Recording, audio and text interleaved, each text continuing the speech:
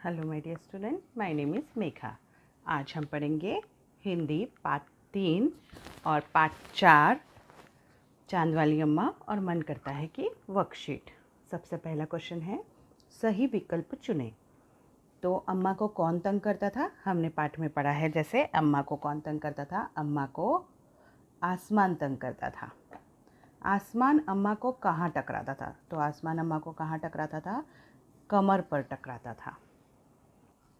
Next question है, अम्मा ने झाड़ू से आसमान पर कितनी बार वार किया? तो अम्मा ने एक बार वार किया, फिर भी वो नहीं माना तो अम्मा ने 2 बार वार किया। ऊपर जाने के बाद अम्मा कहाँ पहुँच गई? ऊपर जाने के बाद अम्मा पहले बादलों में पहुँची और फिर कहाँ पहुँच गई? वो अम्मा चांद पर पहुँच गई। ऊपर जाते समय अम्मा ने क्या पकड़ के रखा था? ऊपर जाते समय अम्मा ने क्या पकड़ रखा था? अम्मा ने आसमान को झाड़ू से मारा था, इसलिए अम्मा ने क्या पकड़ के रखा था? अम्मा ने झाड़ू पकड़ के रखा था। बच्चा क्या बनकर आसमान में दौड़ लगाना चाहता है? तो आपको पहली पंक्ति याद होगी, मन करता है सूरज बनकर आसमान में दौड़ लगाऊं। तो बच्चा क्या बनकर दौड़ लगाना चाहता है? सूरज। बच्चा बाबा बनकर क्या करना चाहता है? तो उसकी पंक्तियां हैं, मन करता है बाबा बनकर घर में सब पर धौंस जमाऊं। तो बच्चा बाबा बनकर क्या करना चाहता है? सब पर धौंस जमाना चाहता है। बच्चा पापा बनकर क्या करना चाहता है? तो मन करता है पापा बनकर मैं भी अपनी मूंछ बढ़ाऊं। तो बच्चा क्या करना चाहता है? बच्चा मूंछ बढ़ाना चाहता है। अब है सही गलत पर निशान लगाइए। अम्मा अकेली रहती थी। हाँ, अम्मा अकेली रहती थी क्योंकि अम्मा का अपना कोई नहीं था। तो हम क्या करेंगे? सही का निशान लगाएंगे। अम्मा अपनी आदत से आसमान अपनी आदत से मजबूर था। तो हाँ, आसमान को बार बार अम्मा को परेशान करने में मज़ा आता था, इसलिए हम कह सकते हैं कि आसमान अपनी आदत से मजबूर था। यहाँ पे हम फिर सही का निशान लगाएंगे। अम्मा ने आसमान को झाड़ू दे मारा।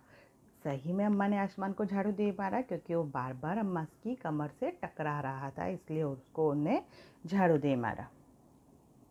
बच्चा तारों पर अकड़ दिखाना चाहता है। तो आपको याद ही होगी पंक्तियाँ, मन करता है चंदा बनकर सब तारों पर अकड़ दिखाऊं। तो बच्चा क्या करना चाहता है? तारों पर अपनी अकड़ दिखाना चाहता है। तो ये वाक्य भी सही है। बच्चा कोयल की तरह मीठे गोल बोलना चाहता है। तो मन करता है कोयल बनकर मीठे मीठे बोल सुनाओ। तो वो भी सही है। अम्मा के पास एक ही झाड़ू था। यस, अम्मा के पास एक ही झाड़ू था। सभी पंक्तियाँ सही है। अब हम पढ़ेंगे विलोम शब्द। विलोम शब्द क्या होते हैं बच्चों? जो अपोजिट वर्ड्स होते हैं आपके इंग्लिश में, वैसे ही विलोम शब्द होते हैं, मतलब उसका उल्टा। पहला विलोम शब्द है ऊपर, दूसरा है नीचे, फिर आगे और पीछे। दिन का क्या होगा? रात होगा। मोटा का क्या होगा? पतला होगा। पास का दूर, अंदर का बाहर, बड़ा का छोटा। ये विलोम शब्द आपको याद कर लेने हैं। अब है खाली स्थान भरो।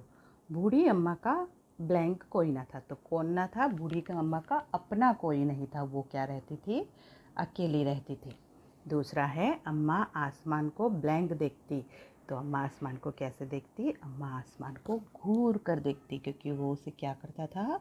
वो उसे बहुत परेशान करता था। अम्मा ने कसकर एक ब्लैंक आसमान को दे मारा। क्या दे मारा? अम्मा ने कसकर एक झाड़ू दे मारा। चौथा है, बूढ़ी अम्मा ब्लैंक करते थक गई। तो बूढ़ी अम्मा क्या करते थक गई थी? बूढ़ी अम्मा रस्सा कशी करते हुए थक गई थी। और बच्चा चरखी लेकर पतंग उड़ाना चाहता है। बच्चा चरखी लेकर कैसी पतंग उड़ाना चाहता है? बच्चा चरखी लेकर पीली पतंग उड़ाना चाहता है। ओके, अब दूसरा क्वेश्चन है, तुम्हें कैसा चांद पसंद है उसका चित्र बनाओ। तो आपको पता ही होगा कि चांद के अलग अलग रूप होते हैं। तो आपको जैसा भी चांद पसंद हो, आपको उसका क्या करना है? चित्र बनाना है। मुझे तो ऐसा चांद पसंद है, इसलिए मैंने ऐसे चांद का चित्र बनाया। आपको पूरे चांद का चित्र बनाना हो, आधे चांद का चित्र बनाना हो, आपको जैसा चांद का चित्र बनाना हो आप वैसा चित्र बना सकते हो। तो ये थी बच्चों पार्ट 3 और पार्ट 4 की वर्कशीट। Thank you.